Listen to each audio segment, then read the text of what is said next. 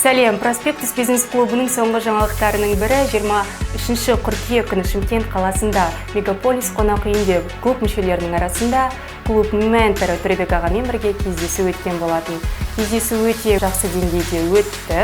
Сонымен бірге клуб мүшелері және де кездесуге келген қонақтар Төребек ағаға өздерінің көкейкесті сұрақтарын қою арқылы жауаптарын ала отырып, керемет әсерде қалды. Төребек мырзаның талқылайтын тақырыптарының қатарына депрессия, мотивация, сонымен қатар өмірдің мәні, жетістіктің кілті және де бала тәрбиесі кіреді. Сонымен қатар жақында клуб мүшелерінің арасында X5 жобасы басталатын болады.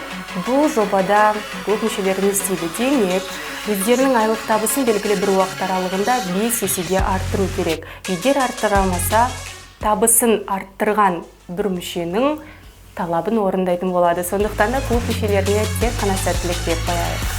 Кездескенше сау болыңыздар.